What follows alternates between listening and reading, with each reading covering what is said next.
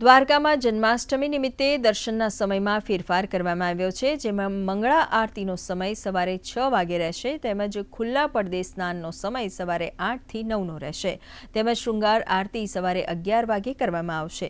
તો જન્મોત્સવના દર્શન રાત્રે 12 થી 2:30 વાગ્યા સુધી થઈ શકશે અને 27 તારીખે પારણા મહોત્સવ દરમિયાન સવારે 7:30 થી 10:30 દરમિયાન દર્શન થશે.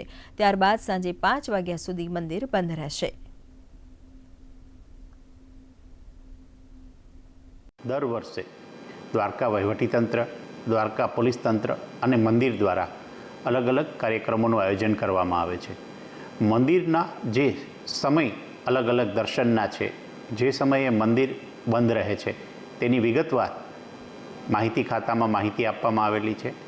તેથી યાત્રાળુઓને ખ્યાલ આવે કે કયા સમય દરમિયાન મંદિર બંધ રહે છે અને એ સમય દરમિયાન પોતે અન્ય જગ્યાની મુલાકાત લઈ શકે.